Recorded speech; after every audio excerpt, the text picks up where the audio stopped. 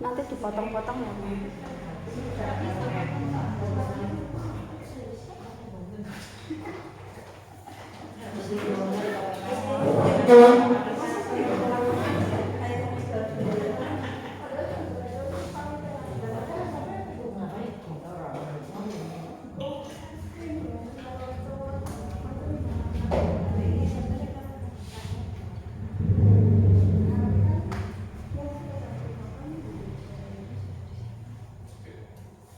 Tadi Bluetooth nyambung ya? Bluetooth siapa ini? Bluetooth apa? Kemana? Kesana.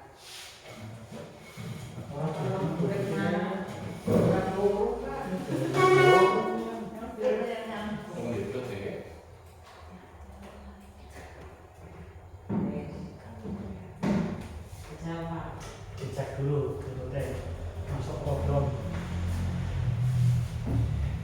Oh, cocok dulu. Oke.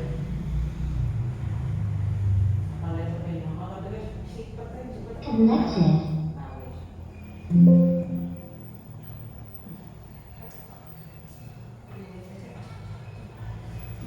Pertanyaan barang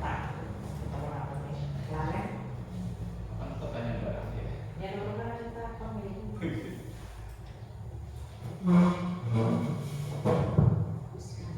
Assalamualaikum warahmatullahi wabarakatuh. Yang terhormat Kepala SD 3 Kalibombong, yang kami hormati Bapak Ibu Guru SD Negeri 3 Kalibombong.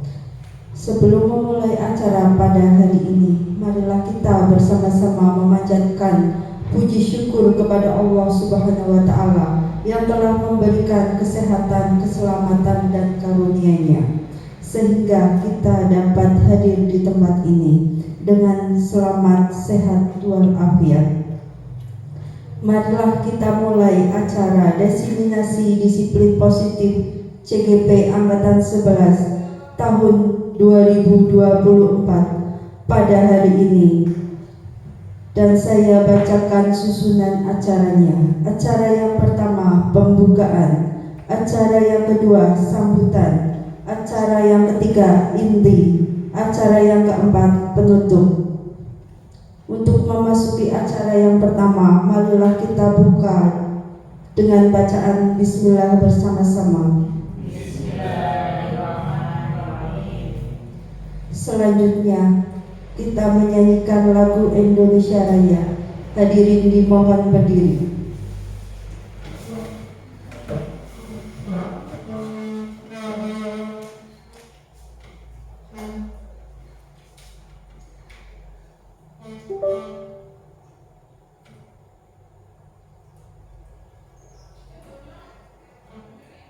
Indonesia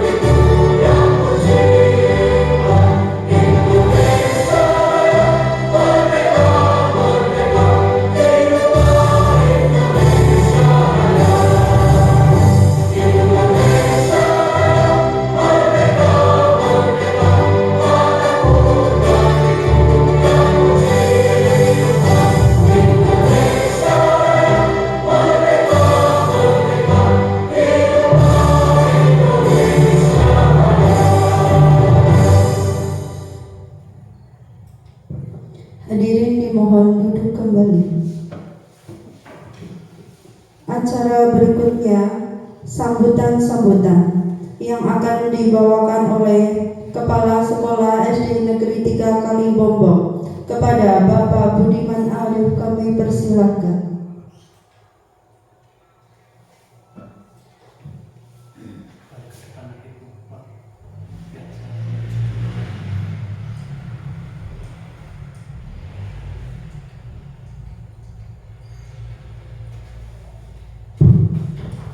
Bismillahirrahmanirrahim. Assalamualaikum warahmatullahi wabarakatuh. Alhamdulillahirabbil alamin. Hadana li hada wa ma kunna linahtadiya laula an hadanallah. Asyhadu an la ilaha illallah wahdahu la syarika lah wa asyhadu anna Muhammadan abduhu wa rasuluh. Amma ba'du. Bapak Ibu Dewan Guru SD Negeri 3 Kalibombong yang saya hormati, pertama-tama marilah kita panjatkan puja dan puji syukur kehadirat Allah Subhanahu wa taala, di mana di siang hari ini kita dapat berkumpul dalam acara diseminasi tentang budaya positif yang akan disampaikan oleh CGP angkatan 11, yaitu Bapak Bambang Sunaryo. Kedua kalinya sholawat serta salam semoga tercurah kepada Nabi Agung Muhammad Sallallahu Alaihi Wasallam, yang nantinya semoga nanti memberikan syafaatnya kepada kita semua. Allahumma amin. Bapak Ibu Dewan Guru yang saya hormati, adanya diseminasi ini adalah dalam rangka mendukung kegiatan calon guru penggerak angkatan ke-11. Kebetulan pada angkatan 11 ini kita SD Negeri 3 Kalibombong salah satu guru dapat mengikuti atau lolos seleksi CGP angkatan 11. Sebelumnya ada 3 orang juga yang lolos di angkatan 10 dan saat ini masih dalam pelatihan atau dalam diklat yang insya Allah nanti sekitar bulan Oktober selesai. Kemudian untuk yang angkatan 11 insya Allah pada bulan November selesai juga. Dengan demikian untuk SD Negeri 3 Kalibombong di akhir tahun ini kita akan memiliki guru penggerak 4 orang. Insya Allah ya kita berdoa bersama-sama, ke depan kita akan nambah lagi. Masih ada Bu Priska, masih ada Bu Renita, dan saya sendiri juga belum. Jadi ya semoga saja kami bertiga bisa juga untuk bisa lolos di tahap berikutnya.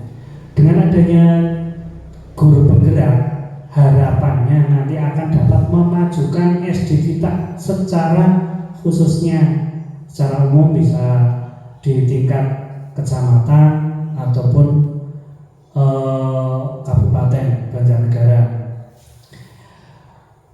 Sekilas bahwa guru penggerak itu dalam mengajar adalah terfokus pada murid gitu ya. Nah, jadi seperti apa? Mungkin insya Allah nanti 4 orang teman kita setelah selesai dalam pelatihan dan dalam diklatnya akan menularkan kepada kita semua. Ini sebagai bekal bagaimana kita akan mengajar atau membimbing siswa-siswi kita. Ya, selamat datang Bapak. Kebetulan ini CGP angkatan 10 yang hadir. Nah, ini kebetulan tadi habis ada acara Zoom juga. Ya, nggak apa-apa, yang penting jalan semua. Nah, saya kembali lagi. Semoga nanti dengan adanya guru penggerak di SD Negeri 3 Kalibombong kita dapat belajar bersama. Bukan berarti 4 orang itu ilmunya hanya untuk 4 orang. Saya yakin mereka akan menularkan kepada kita semua yang belum ikut di guru penggerak. Itu saja sebagai semangat dari saya. Semoga nanti acara bisa berjalan dengan lancar dan bisa memberikan pemahaman-pemahaman baru kepada kita semua. Kurang lebihnya mohon maaf. Hairul kalam bila taufiq wal hidayah. Wassalamualaikum warahmatullahi wabarakatuh. Waalaikumsalam warahmatullahi wabarakatuh. Acara berikutnya adalah acara inti yang akan dibawakan pemateri oleh CGP Angkatan 11 tahun 2024. Kepada Bapak Bambang kami persilakan.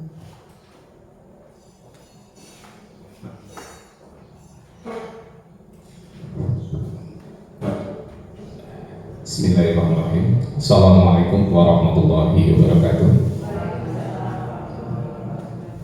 Yang terhormat Bapak Budiman Arif Hidayat selaku Kepala SD Negeri 3 Kalibonggo, yang saya hormati Bapak Ibu Guru SD Negeri 3 Kalibonggo, puji dan syukur marilah kita panjatkan kepada Allah Subhanahu wa taala, yang mana pada kesempatan siang hari ini, tepatnya hari Kamis tanggal 23 Agustus tahun 2024, kita bisa dipertemukan di ruangan yang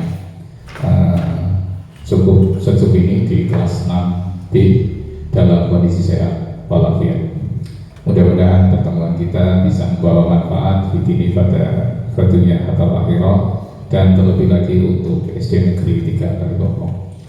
Yang selanjutnya, salam dan salam marilah kita sanjungkan kepada uswatun hasanah kita, suri teladan yang terbaik untuk kita Nabi Agung Muhammad Sallallahu Alaihi Wasallam. Semoga kita semuanya telah menjadi bagian yang akan mendapatkan syafaatnya di hari akhir. Amin ya rabbal alamin. Bapak Ibu yang saya hormati, pada kesempatan kali ini saya akan mendesiminasikan budaya positif dalam rangka memenuhi tugas pada modul 1.4 di CGP Angkatan 11 Kabupaten Banjarnegara. Perlu saya sampaikan, di sini ada 3 kakak saya, Pak Widya, Bu Wiko, dan Bu Sri Wahyuni. Ibu Yuni Kumiati yang jauh lebih senior. Nanti barangkali pemaparan saya ada salah, mohon untuk diluruskan seperti itu. Sekali lagi, guru penggerak memang semboyannya ada 3: tergerak, bergerak, dan menggerakkan. Pertama, memang kita mulai bergerak dari diri kita pada intinya kita tergerak untuk belajar. Kalau saya pribadi itu dengan mengikuti CGP ini, harapannya ada mungkin bahkan banyak ilmu yang bisa saya dapatkan yang pada akhirnya nanti berguna untuk diri pribadi, mungkin berikutnya ke lingkungan kelas, dan syukur-syukur ke teman-teman dan lingkungan yang lebih luas lagi. Yang berikutnya bergerak tergerak, bergerak. Nah, bergerak ini salah satu kegiatan hari ini adalah bukti bahwa bergerak gerakannya itu lambat atau cepat seperti ini. Ada yang cepat sekali, mungkin ada yang lambat karena banyak tugas yang lain. Dan yang terakhir itu menggerakkan. Nah, ini tugas yang cukup berat bagi saya ketika harus menggerakkan teman-teman semuanya. Namun saya yakin dalam diri teman-teman semua sudah ada poin pertama, yaitu tergerak. Nanti bersama-sama tergerak, bergerak, dan menggerakkan. Mudah-mudahan bisa kita laksanakan bersama-sama. Bapak Ibu yang saya hormati, dalam kesempatan kali ini ada beberapa poin yang akan saya sampaikan. Di antaranya konsep inti dari budaya positif yang pertama, yaitu perubahan paradigma belajar. Yang kedua yaitu disiplin positif. Yang ketiga nilai-nilai kebajikan. Yang keempat kebutuhan dasar manusia. Yang kelima motivasi perilaku manusia. Yang keenam 5 posisi kontrol, dan berikutnya yaitu segitiga restitusi, dan yang terakhir keyakinan kelas. Ini cukup banyak, namun nanti saya sampaikan sekilas-sekilas, mudah-mudahan bisa kita pahami bersama-sama. Dan mohon sekali lagi kepada Pak Widya atau Bu Sulko nanti bisa meluruskan ketika ada kekeliruan. Terus yang pertama, perubahan paradigma belajar.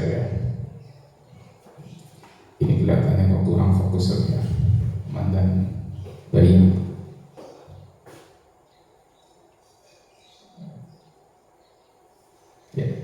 Perubahan pembelajaran dengan paradigma baru merupakan pembelajaran yang dirancang berdasarkan prinsip pembelajaran berdiferensiasi, ya. Sehingga para peserta didik belajar sesuai dengan kebutuhannya berdasarkan tahap perkembangan sesuai teori psikologi modern untuk mewujudkan profil pelajar Pancasila. Ya, betul sekali, pada kali ini memang kita dituntut untuk menerapkan pembelajaran berdiferensiasi. Tujuannya apa? Tujuannya supaya peserta didik dalam kondisi apapun, berlatar belakang apapun, dapat menerima pelayanan terbaik dari kita selaku pendidik, gitu ya. Jadi ketika anak-anak itu mempunyai keberagaman, mulai dari cara belajarnya, gaya belajarnya, mereka merasa terlayani sebelumnya. Maka disitulah kita dituntut untuk belajar menggunakan pembelajaran berdiferensiasi.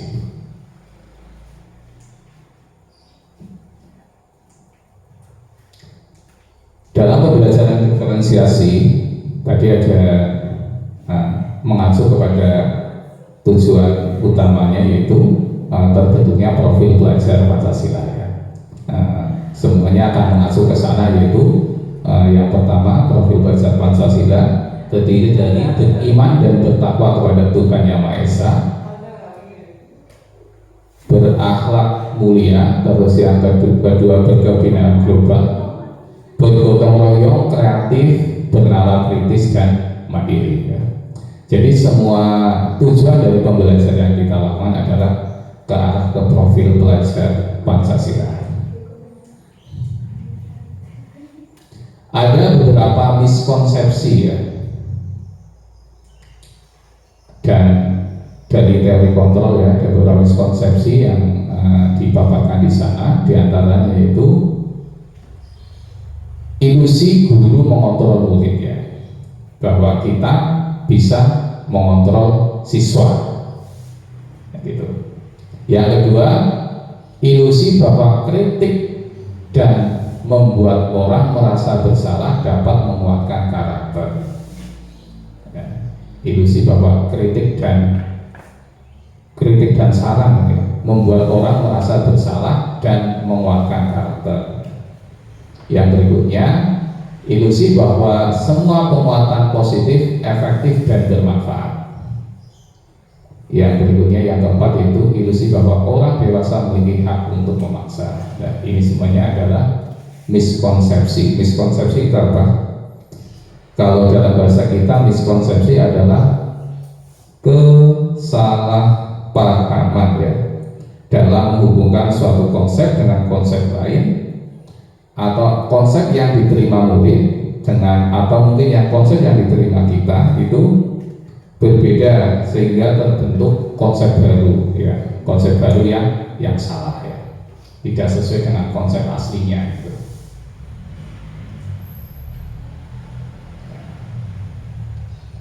Di sana kita dihadapkan dengan sebuah stimulus respon dan teori kontrol. Stimulus itu adalah suatu prinsip belajar sederhana di mana efek merupakan reaksi terhadap stimulus tertentu, ya.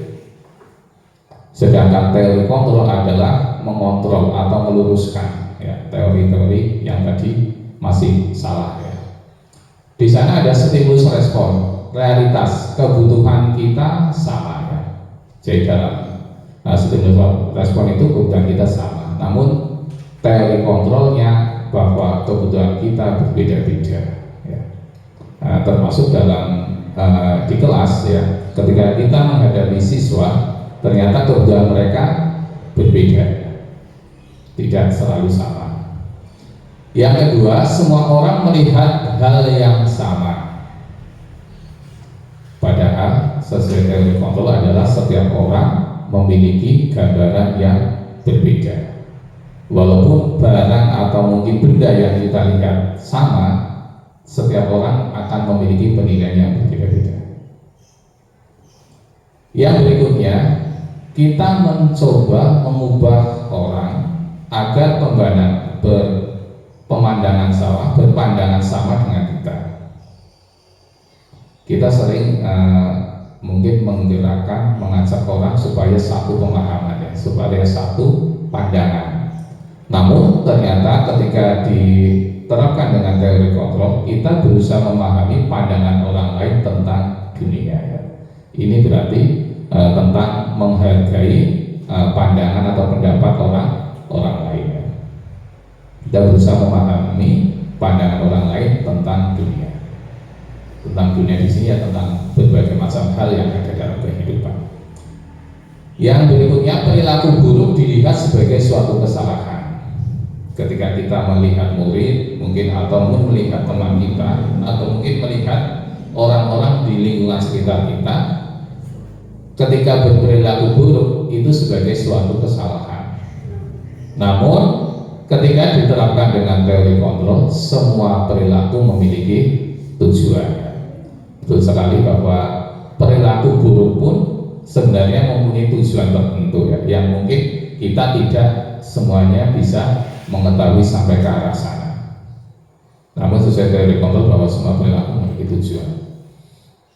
Yang berikutnya, orang lain bisa mengontrol saya, namun dalam kenyataannya sesuai teori kontrol hanya Anda yang bisa mengontrol diri Anda.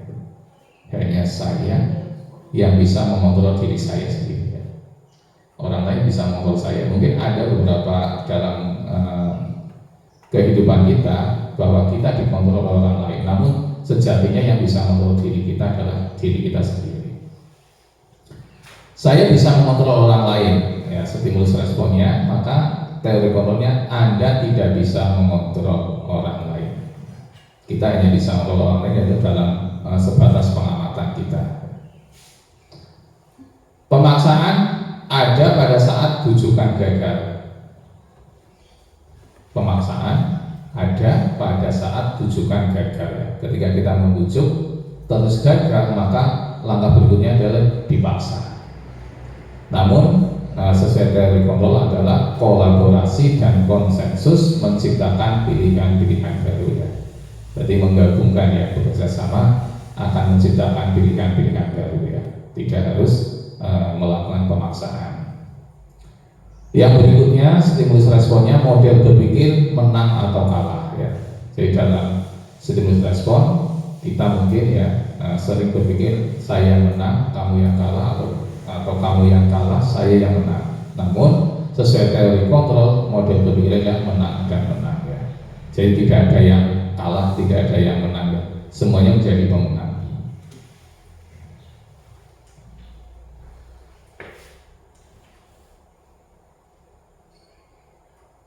Ya, mengubah paradigma stimulus respon ke pendekatan teori kontrol. Ya, jadi tadi ada stimulus yang tadi saya sampaikan ke pendekatan teori kontrol. Bila kita ingin membuat kemajuan perlahan, sedikit ubahlah sikap atau perilaku kita. Namun bila kita ingin memperbaiki cara-cara utama kita, maka kita perlu mengubah kerangka acuan kita. Ubahlah bagaimana Anda melihat dunia, bagaimana Anda berpikir tentang manusia. Ubahlah paradigma Anda, skema pemahaman dan penjelasan aspek-aspek tertentu tentang realitas ya. Ini menuntut kita betul-betul untuk berpikir ketika kita ingin mengubah tadi ya, di sana mengubah kemajuan secara perlahan itu memang harus berkasar ke diri kita, karena teori kontrolnya adalah yang bisa mengubah adalah diri kita ya. Coba ini ada sebuah video yang jika ingin mengubah dunia maka ubahlah dirimu sendiri. Coba kita lihat bersama-sama.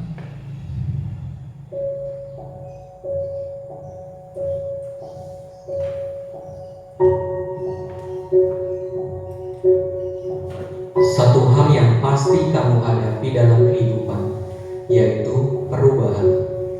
Kamu tidak bisa menghindar dari perubahan. Semakin menolak, kamu akan semakin merasakan kesulitan. Perubahan menjadi sebuah tantangan yang bisa membuat kamu mampu menjalani hidup dengan lebih baik dari sebelumnya. Semua perubahan dimulai dari dalam diri sendiri. Jadikan setiap hari sebagai awal untuk menemukan jalan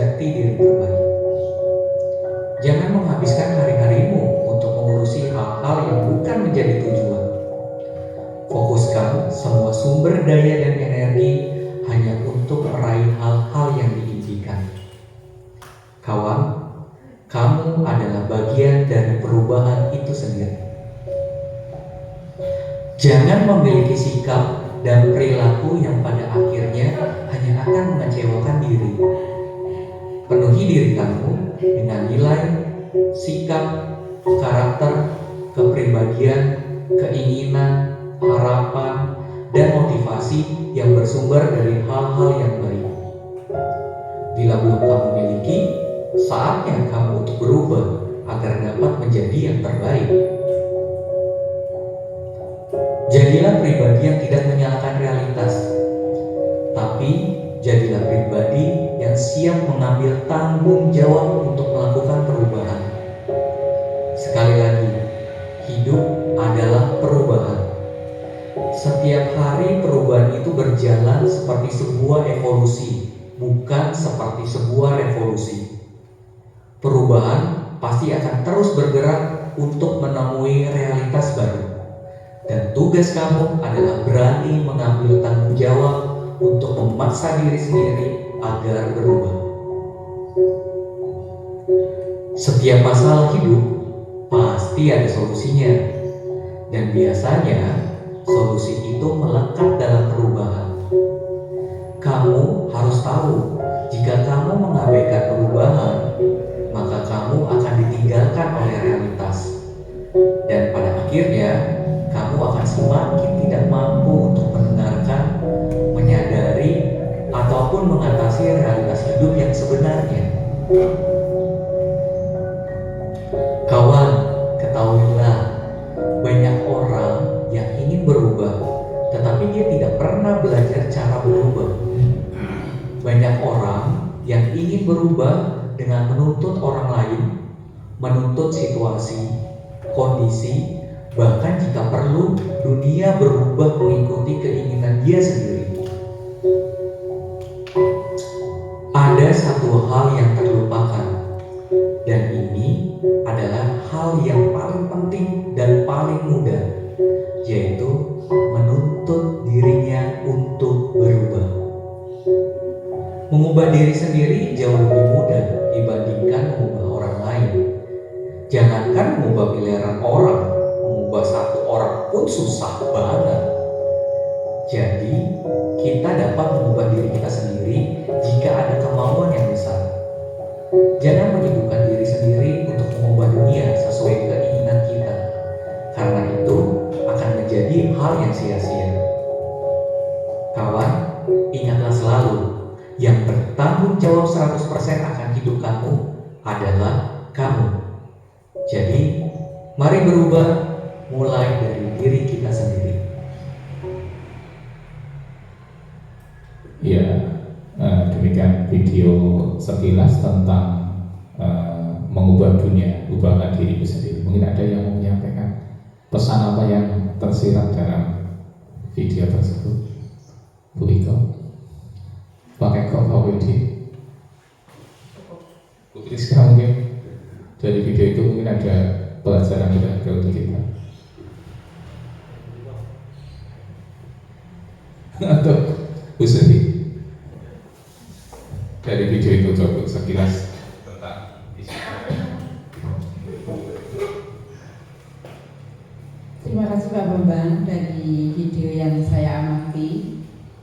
Mungkin dengan perubahan-perubahan yang ada di situ dapat kami belajar bahwasannya hal-hal sesuatu yang ingin berubah lebih maju atau untuk merubah yang lebih baik itu perlu kita perhatikan dan perlu kita dasari dengan perasaan-perasaan yang ada pada diri kita dan berguru dengan gambaran-gambaran yang ada pada film tersebut. Mungkin dari saya seperti itu. Mohon maaf, saya juga nggak begitu paham.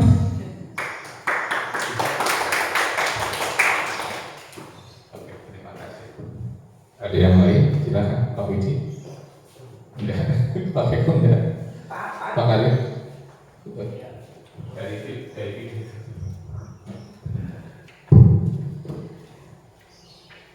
saya mendapatkan atau menangkap dari video itu, intinya kita harus menjadi manusia yang adaptif, selalu beradaptasi di lingkungan apapun dan di lingkungan manapun. Bukan berarti kita datang ke tempat tertentu atau menginginkan sesuatu itu dari pihak luar yang harus manut dengan kita atau menurut dengan kita, tetapi kita harus benar-benar memahami bagaimana dinamika lingkungan tersebut, dinamika sebuah keadaan, dan kita yang harus bisa menyesuaikan. Ketika kita menginginkan sebuah perubahan, maka kita harus menyelami lingkungan tersebut, apa yang perlu dirubah, apa sisi positif dan sisi negatif di lingkungan tersebut. Jadi dalam artian intinya adalah kita harus bisa beradaptasi dengan lingkungan dan keadaan apapun. Itu seperti itu. Ya, oke, terima kasih dua responden yang telah menjawab dari pemutaran video tadi. Betul ya, bahwa untuk mengubah harus adaptif ya, harus bisa memahami kondisi lingkungan, dan terlebih-lebih lagi bahwa perubahan itu memang betul-betul dimulai dari diri kita sendiri ya. Karena harapannya dengan perubahan pada diri kita sendiri akan menginspirasi lingkungan sekitar, teman-teman, dan pada akhirnya bisa bergerak dan merubah secara keseluruhan. Bapak Ibu yang saya hormati, saya akan lanjutkan. Oke. Kita memasuki poin yang berikutnya, yaitu disiplin positif. Ya, apa makna disiplinnya? Dalam budaya kita, disiplin dimana menjadi sesuatu yang dilakukan seseorang pada orang lain untuk mendapatkan kepatuhan.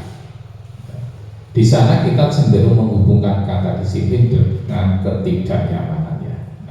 Maksudnya kita lihat di lingkungan kita dituntut disiplin gitu, dan di sana pasti rasanya dalam benak kita itu menjadi kurang nyaman ya, karena dituntut harus tepat ya, tepat waktu ya, sesuai harapan ya. Namun sebagai pendidik, tujuan kita adalah menciptakan anak-anak yang memiliki disiplin diri sehingga mereka bisa berperilaku dan mengacu pada nilai-nilai kebajikan universal ya, dan memiliki motivasi intrinsik bukan ekstrinsik ya. Jadi diharapkan bahwa disiplin ini betul-betul tertanam atas kesadaran dari intrinsik dari diri kita sendiri ya, bukan karena tekanan dari luar ya. Kita terapkan yang sekarang sedang kita jalani, yaitu dengan disiplin tepat waktu, masuk kerja dan pulang kerja gitu ya. Pada akhirnya kita merasakan dipaksa ya, tidak nyaman ya gitu. Namun yang diharapkan sebenarnya seperti itu. Diharapkan kita akan sadar betul bahwa tepat waktu mungkin akan membawa banyak dampak yang positif. Dan saya sendiri belum bisa menemukan yang seperti itu. Masih condong kurang nyaman kan gitu. Mudah-mudahan nanti secara perlahan kita akan menyadarkan diri kita masing-masing ya, bahwa disiplin itu betul-betul atas kesadaran dari dalam diri kita sendiri.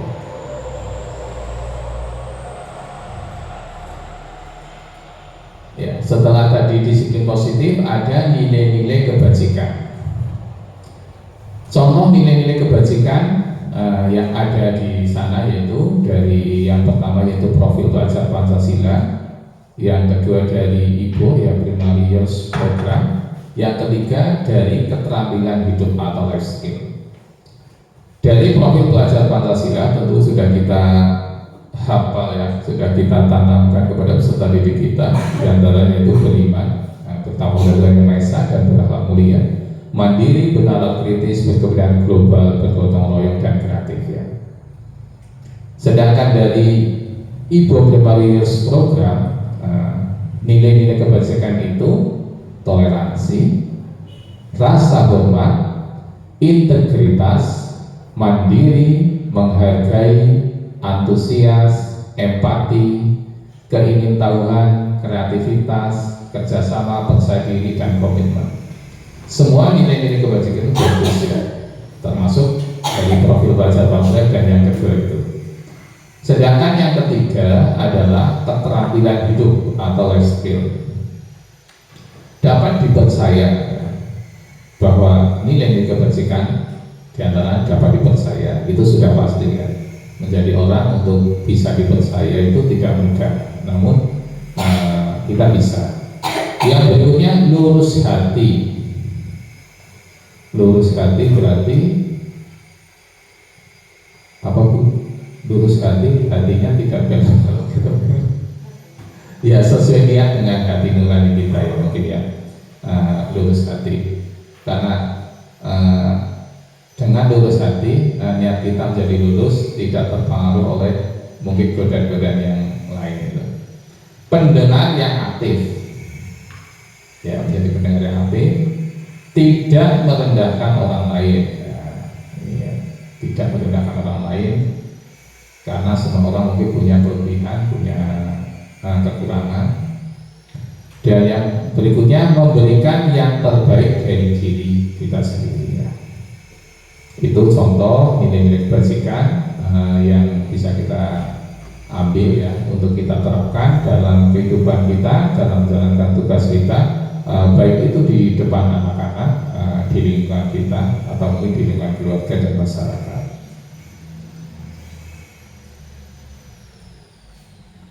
Ya, kita masuk ke berikutnya yaitu kebutuhan dasar manusia.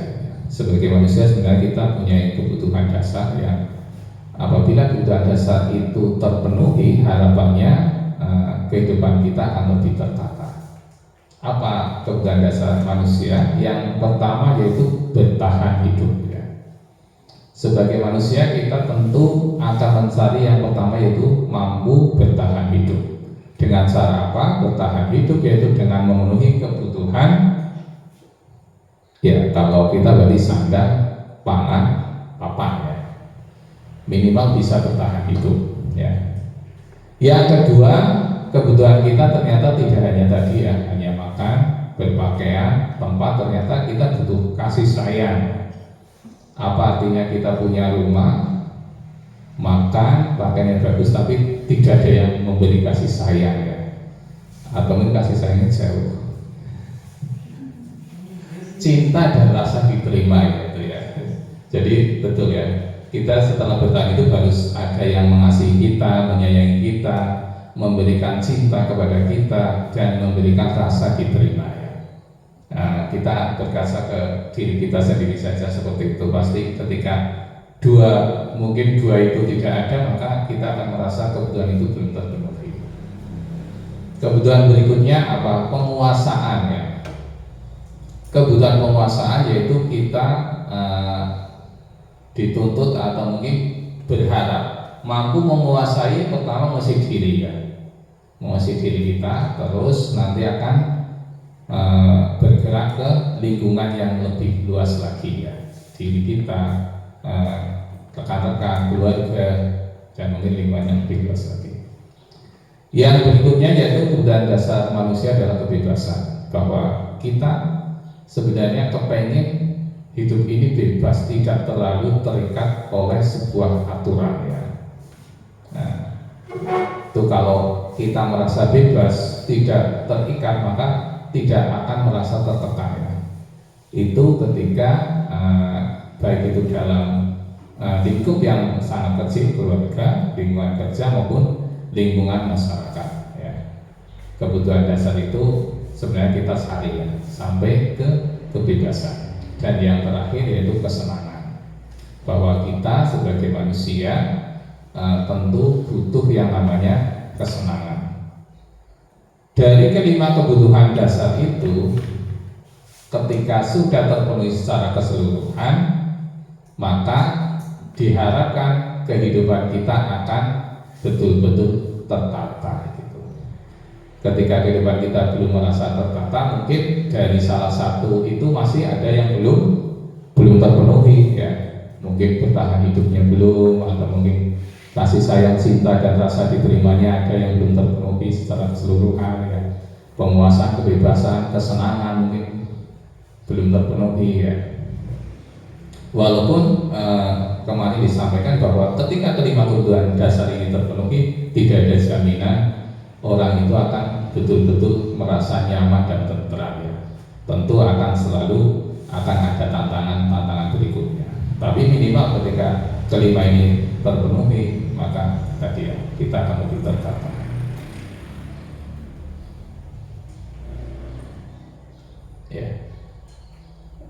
Ya, ada 3 motivasi perilaku manusia. Ya. Kita bagian ada yang di dalamnya 3 motivasi perilaku manusia, diantaranya yaitu untuk menghindari ketidaknyamanan atau hukuman. Kira-kira kita ketika berperilaku itu masuk di kategori yang pertama atau tidak? Menghindari ketidaknyamanan atau hukuman. Kira-kira iya apa tidak ya? Datang terlambat supaya tidak dapat sanksi ya. Seperti tadi yang saya sampaikan ya, karena motivasi ekstrinsik ya. Yang kedua, untuk mendapat imbalan atau penghargaan dari orang lain. Kita berbuat sesuatu supaya dihargai oleh orang lain, atau mungkin mendapatkan imbalan ya. Dan yang ketiga, untuk menjadi orang yang mereka inginkan dan menghargai diri sendiri dengan nilai-nilai yang mereka percaya. Ini yang diharapkan adalah yang nomor 3 ya. Menjadi orang yang mereka inginkan dan menghargai diri sendiri dengan nilai-nilai yang mereka percaya. Jadi kita berbuat sesuatu, berperilaku sebenarnya untuk menghargai diri kita sendiri ya. Bukan karena mengharapkan penghargaan dari orang lain atau imbalan, atau mungkin yang pertama itu karena menghindari hukuman itu ya. Yang paling tepat adalah itu untuk menghargai diri kita sendiri, karena kita yakin apa yang kita lakukan semuanya akan kembali kepada diri kita.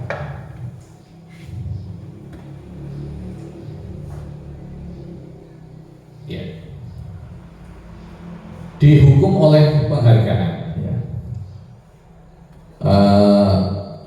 Al-Fiqh mengemukakan baik penghargaan maupun hukuman adalah cara mengontrol perilaku seseorang yang menghancurkan potensi untuk pembelajaran yang sesungguhnya. Karena menurut Kon, secara ideal tindakan belajar itu sendiri adalah penghargaan yang sesungguhnya. Jadi ketika kita memberikan sebuah penghargaan atau memberikan sebuah hukuman adalah ini justru menghancurkan potensi untuk pembelajaran yang sesungguhnya ya. Namun kegiatan semacam itu sebenarnya sudah kita lakukan secara bertahun-tahun dari dulu ya kepada peserta didik ya. Makanya saya ketika mengikuti kegiatan ini mengubah dulu ya kebiasaan kita memberi penghargaan, memberi hadiah, memberikan imbalan kepada siswa ya, yang justru itu kalau sesuai kurikulum saat ini itu tidak sesuai semuanya ya. Itu yang akan memberikan efek-efek buruk justru kepada peserta didik. Coba kita nanti belajar bersama-sama. Pengaruh jangka pendek dan jangka panjang ya. Jadi dari pemberian penghargaan maupun hukuman ini akan berpengaruh kepada jangka pendek maupun jangka panjang. Yang kedua, penghargaan tidak efektif. Yang ketiga, penghargaan akan merusak hubungannya. Penghargaan tidak efektif karena ketika kita selalu memberi penghargaan ya, nanti bagi mereka yang tidak mendapatkan penghargaan, mereka akan merasa berkecil hati ya. Yang juara itu saja, saya tidak pernah juara ya. Dia akan merasa berkecil hati dan nanti akan merusak hubungan antara siswa yang berprestasi dan siswa yang tidak. Motivasi dari dalam diri ya, intrinsik ya.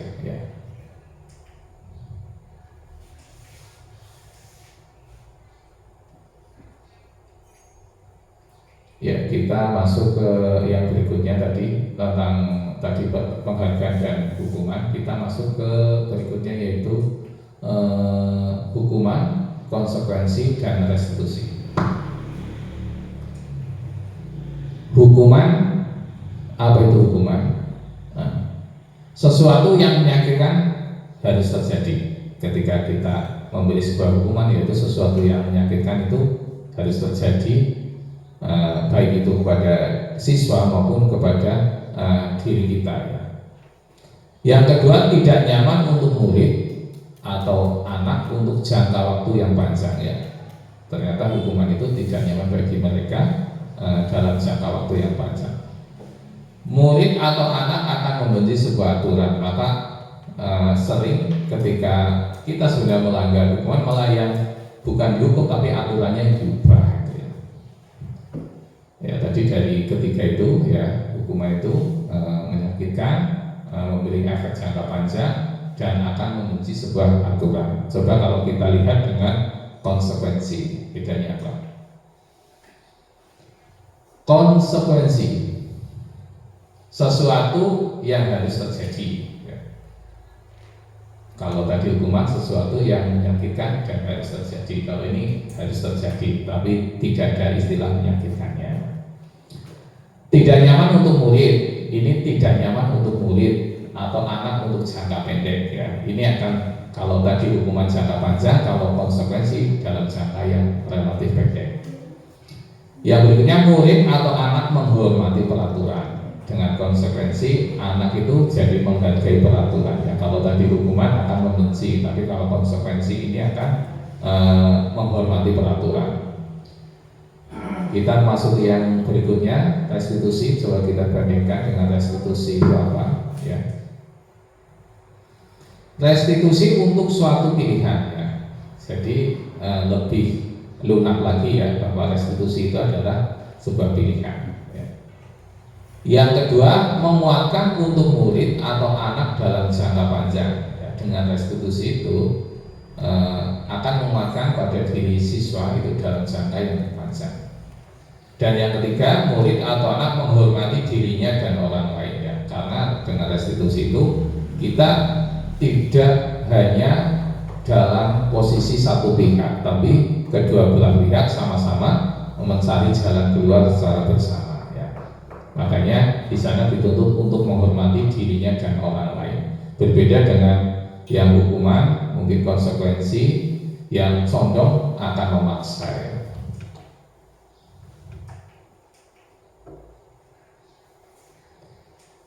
Ya. Restitusi adalah sebuah pendekatan untuk menciptakan disiplin positif. Ya. Tujuannya apa dari restitusi? Itu menciptakan disiplin positif. Restitusi bukan untuk menebus kesalahan, namun untuk belajar dari kesalahan. Ya. Jadi restitusi itu bukan berarti ketika kita salah terus kita tebus, ya, dengan itu, tapi untuk belajar dari kesalahan. Belajar kesalahan tadi, kita mencari sebuah solusi terbaik yang apa yang akan kita terapkan. Yang berikutnya, restitusi memperbaiki hubungan. Ya. Dengan restitusi, hubungan baik itu antar peserta didik maupun antar peserta didik dan guru akan lebih baik. Restitusi adalah tawaran, bukan paksaan. Ya. Jadi restitusi adalah kita memberi tawaran solusi. Pihak kedua akan menerima tawaran atau tidak. Di sana akan ada kesepakatan, ya, tapi bukan paksaan dari salah satu pihak. Restitusi menuntut untuk melihat ke dalam diri, dan restitusi fokus pada solusi. Jadi restitusi itu tadi memperbaiki hubungan, tidak ada unsur kepaksa, ya, terpaksa, condong melihat kepada dalam diri kita sendiri, ya, dan fokusnya adalah mencari solusi.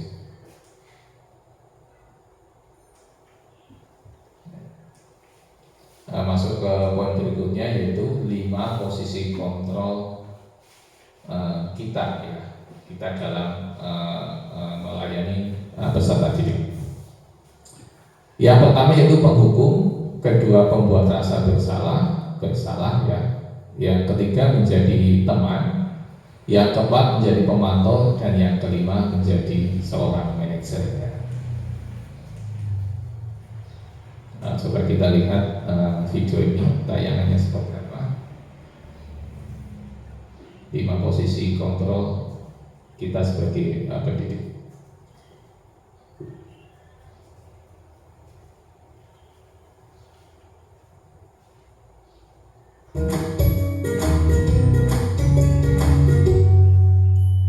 Salam bahagia Ibu dan Bapak guru hebat. Dalam penerapan disiplin positif restitusi, salah satu program yang dikembangkan adalah 5 posisi kontrol. 5 posisi kontrol dalam restitusi adalah proses perjalanan seorang pendidik agar dapat mengenali dirinya. Pada video kali ini, kita akan membahas tentang 5 posisi kontrol yang dikembangkan oleh Diane Goshen dan contoh penerapannya.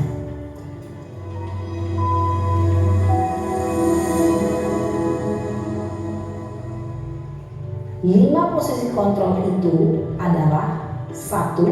Posisi penghukum, 2. Posisi pembuat merasa bersalah, 3. Posisi teman, 4. Posisi pemantau atau monitor, dan 5. Posisi manajer. Untuk lebih memahami kelima posisi tersebut, mari kita saksikan kasus Naren yang terlambat hadir 20 menit di sekolah dan melihat bagaimana kelima posisi kontrol dalam menghadapi masalah tersebut.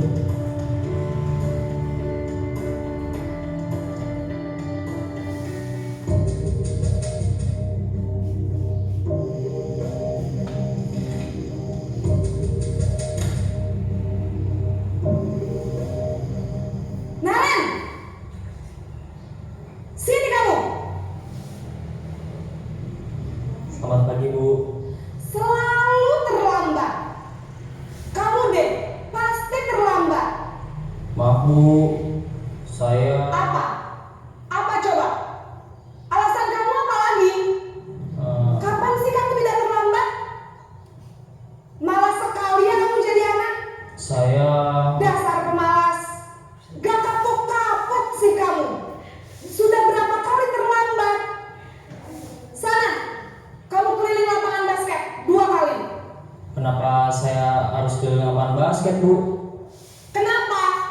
Kamu melawan ibu. Berat.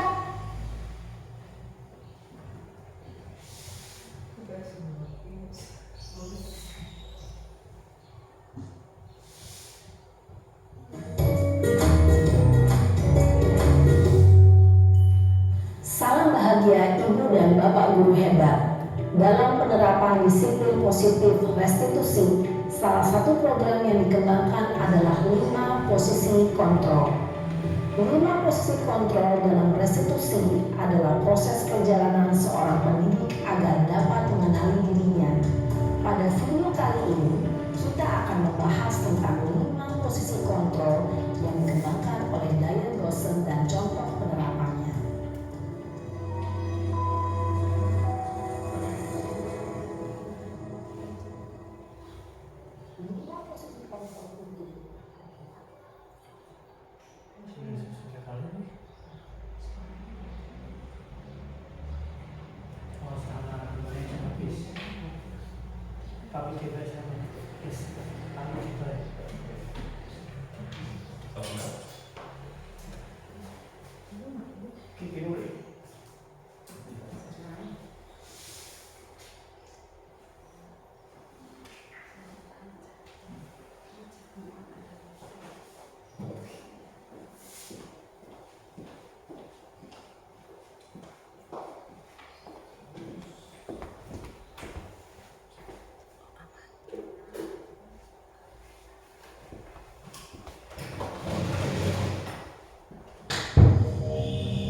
Naren! Sini kamu. Selamat pagi, Bu. Selalu terlambat. Kamu deh, pasti terlambat. Maaf, Bu.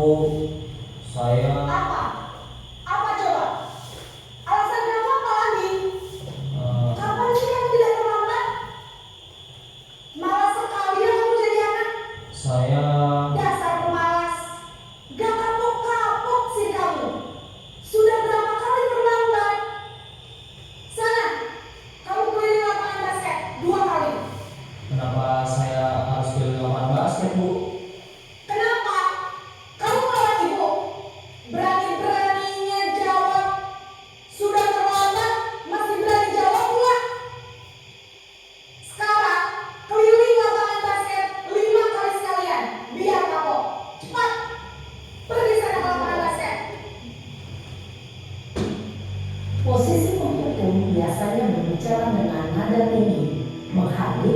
menunjuk-nunjuk, menyakiti, dan menyindir. Hukuman bisa berupa fisik maupun psikis. Ibu dan bapak guru hebat, dampak yang terjadi pada murid ketika guru berada pada posisi penghukum adalah murid cenderung akan memberontak, bahkan menyimpan dendam.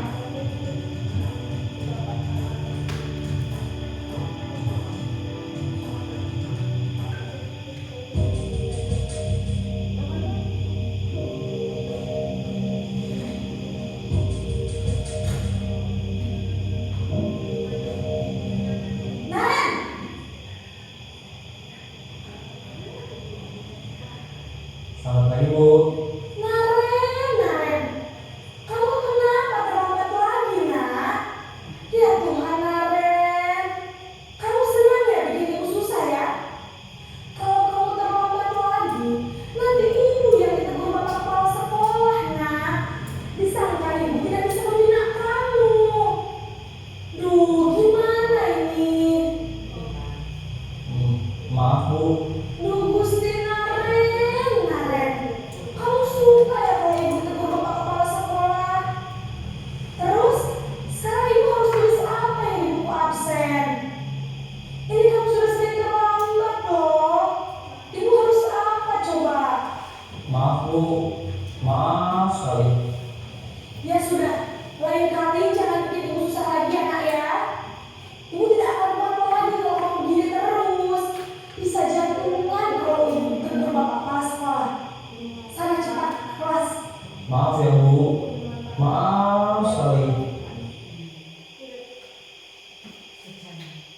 Posisi pembuat rasa bersalah berbicara dengan nada tenang, cenderung lembut, namun kata-kata yang diutarakan membuat murid merasa menjadi orang yang gagal, memandang buruk dirinya sendiri, merasa tidak berharga, dan tidak sanggup membahagiakan orang lain. Ketika guru mengambil posisi pembuat rasa bersalah, murid akan menganggap dirinya yang bersalah dan ia akan menyimpan emosi negatif tersebut di dalam dirinya.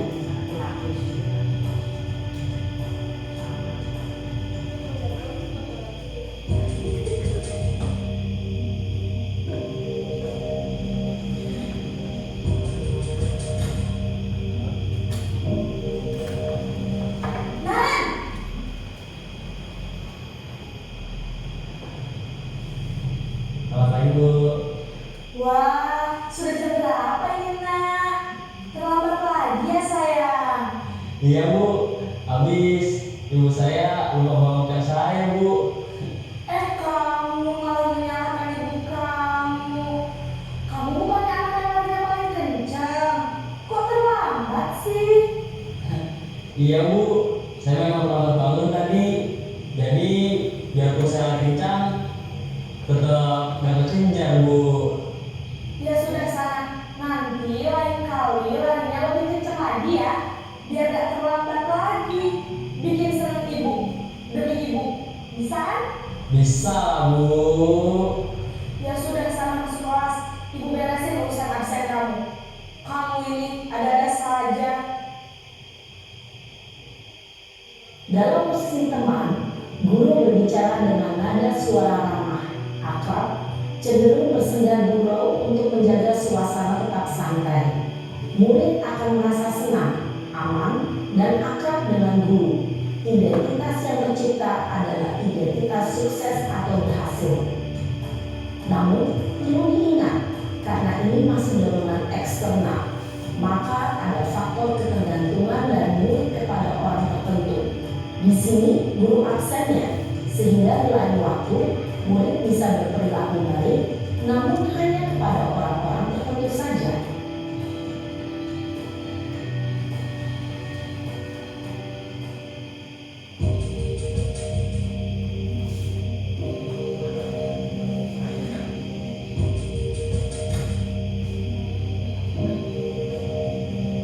Naren!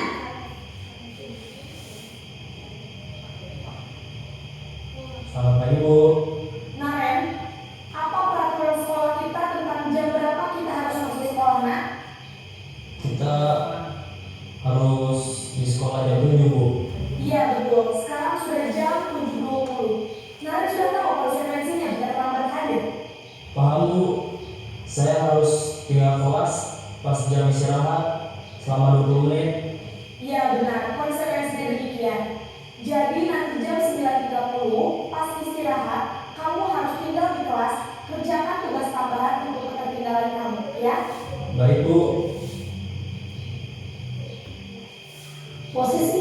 atau mengandalkan penghitungan atau data untuk mengontrol murid.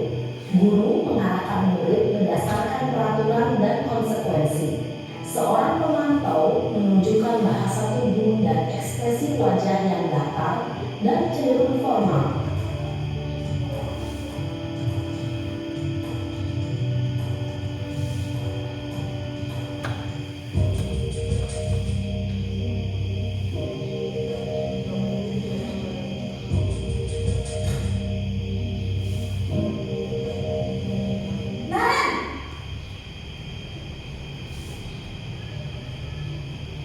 Selamat pagi Bu. Selamat pagi Naren. Maaf Bu, saya terlambat. Iya, sekolah masuknya jam 7, sekarang sudah jam 7.20. Jadi sekarang bagaimana ya Naren? Maaf Bu, saya lupa alarm saya semalam. Baiklah, menurut kamu, keyakinan sekolah yang mana yang perlu kamu tingkatkan? Menghargai diri sendiri dan orang lain mungkin ya Bu. Setuju. Jadi, apakah Naren meyakini prinsip saling menghormati tersebut? Iya Bu, saya meyakininya. Apakah Naren bersedia memperbaiki masalah keterlambatan ini? Bersedia Bu. Bagaimana kamu akan perbaiki masalah keterlambatan ini? Saya akan coba untuk tidak lupa menyetel alarm saya Bu. Baik, kalau Naren lupa menyetel alarm di rumah, ada orang yang kira-kira bisa bantu mengingatkan tidak? Ada Bu, kakak saya, Kak Emma. Ada lagi selain Kak Emma? Selain Kak Emma, ada ibu saya. Baik, jadi yang mengingatkan Naren adalah Kak Emma dan ibu kamu ya? Kira-kira akan mulai set alarm kapan nih Naren? Setelah pulang sekolah, akan segera saya lakukan. Baik, jadi Naren akan setel alarm untuk bangun besok pagi dan akan diingatkan oleh kakak dan ibu dan Naren ya. Ada lagi yang mungkin perlu dilakukan Naren agar tidak terlambat bangun lagi. Tidak ada Bu. Baik Naren, terima kasih untuk kerjasama kamu. Sekarang kamu perlu kembali ke kelas untuk belajar. Baik Bu, terima kasih. Posisi manajer adalah posisi kontrol yang disarankan untuk membimbing murid memiliki sikap disiplin yang positif, yaitu murid yang mandiri, bertanggung jawab, dan dapat memecahkan masalah. Tujuan dari posisi ini adalah agar murid dapat berefleksi atas tindakannya. Guru akan dengan tulus memberikan pertanyaan-pertanyaan bermakna, sehingga membuat murid dapat belajar dari kesalahannya dan mencari sebuah solusi untuk menyelesaikannya. Ibu dan Bapak guru hebat, setelah mengamati adegan kelima posisi kontrol tadi, kira-kira posisi mana yang paling ideal? Posisi mana yang dapat menunjang motivasi intrinsik murid? Ya, tentu posisi manajer. Posisi ini memang posisi ideal yang ingin dituju setiap pendidik. Pada posisi inilah, guru dapat menetapkan disiplin positif yang berpihak pada murid, yang memerdekakan murid. Perjalanan seorang pendidik tentunya tidak mudah untuk sampai pada posisi seorang manajer. Namun, tujuan kita pasti, yaitu menciptakan murid-murid yang mandiri, merdeka, dan bertanggung jawab. Semoga penggambaran 5 posisi kontrol yang telah diperlihatkan ini dapat menjadi ajang refleksi bagi kita semua, agar dapat terus mengasah dan menerapkan disiplin positif yang memerdekakan murid. Mari terus berlatih dan bersemangat. Selamat menerapkan. Salam dan bahagia Ibu dan Bapak guru hebat. Ya, oke. Terima kasih. Tadi sudah ada 5 posisi kontrol yang telah kita pelajari bersama-sama, dan posisi yang paling diharapkan adalah sebagai manajer ya. Di sana ada masih ada waktu kurang lebih 8 menit ya. Motivasi, penghukum, membuat orang merasa bersalah, teman, pemantau, dan manajer. Satu, guru berbuat menghadik ya. Ketika menghukum adalah menghadik, menunjuk-nunjuk ya. Ketika membuat orang bersalah yaitu berceramah dan mengatakan seharusnya begini, Bapak kecewa dan saya. Ketika sebagai teman maka membuatkan alasan-alasan untuk murid ya. Ketika menjadi pemantau maka menghitung dan mengukur, dan ketika menjadi manajer mengajukan pertanyaan-pertanyaan. Hasilnya apa? Hasilnya maka ketika penghukum murid akan memberontak ya, menyalahkan orang lain dan berbohong. Namun ketika membuat orang bersalah maka akan menggunakan menyangkal atau berbohong. Ketika menjadi teman akan ketergantungan, dan menjadi pemantau akan menyesuaikan diri bila diawasi.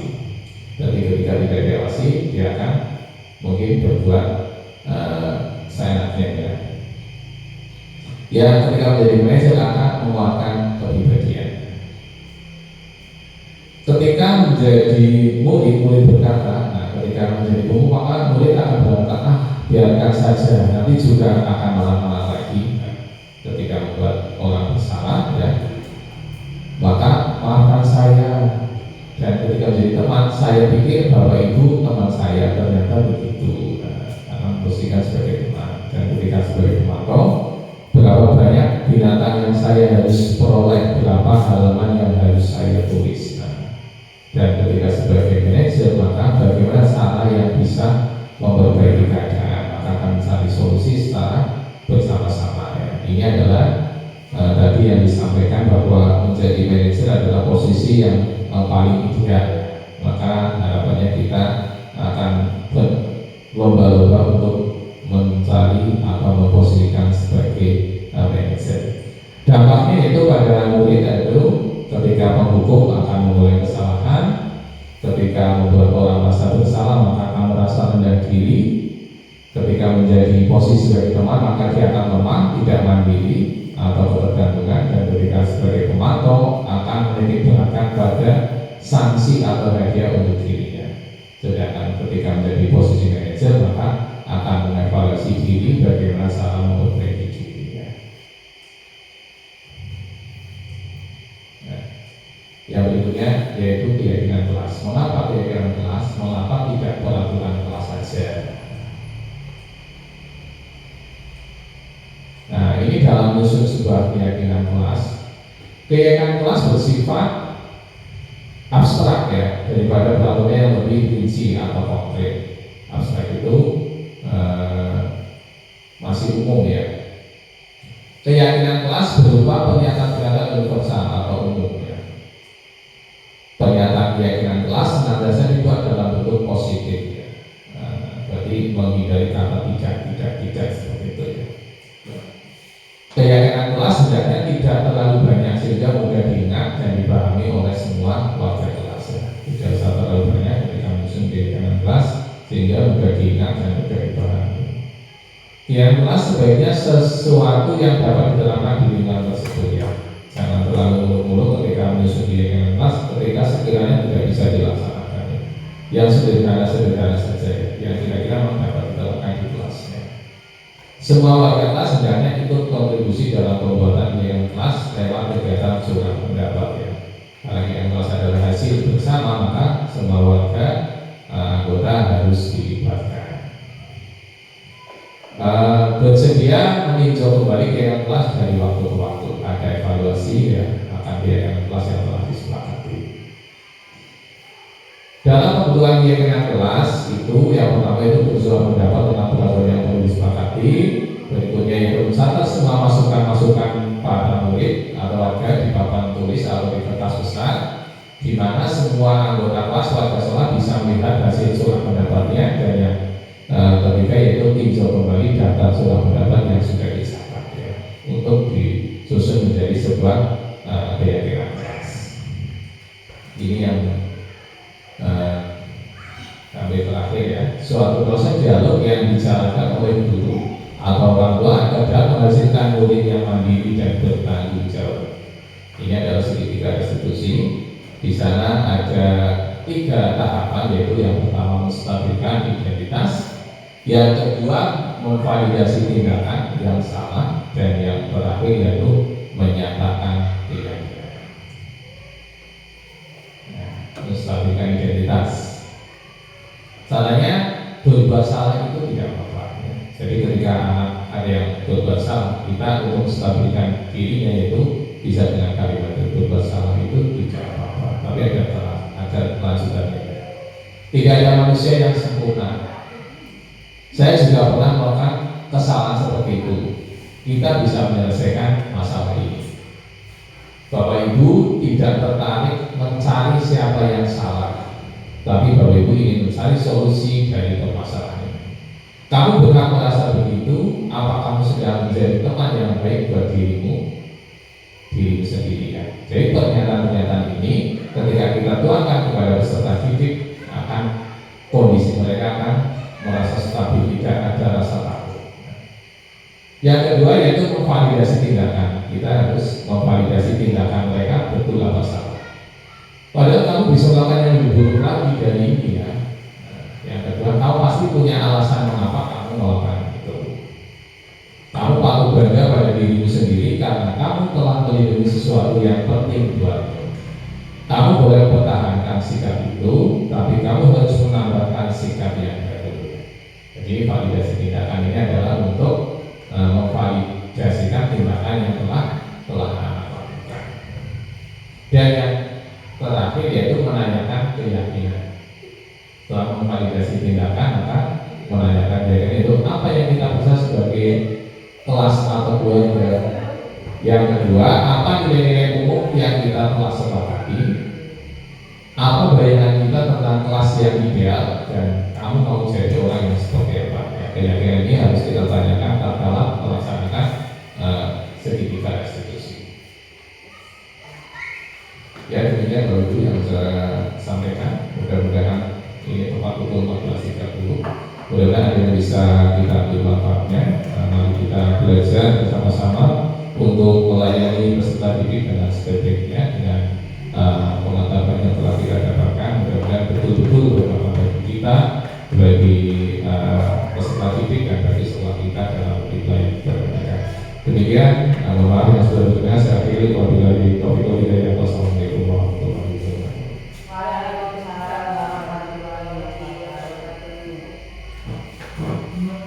Seluruh rangkaian acara telah kita laksanakan tanpa terasa kepala kita di ujung acara terakhir. Marilah acara ini kita tutup bersama-sama dengan mengucap Alhamdulillah. Dengan demikian saya pamit undur diri, mohon maaf sebesar-besarnya apabila ada kesalahan selama acara berlangsung. Sekian dari saya, terima kasih. Wassalamualaikum warahmatullahi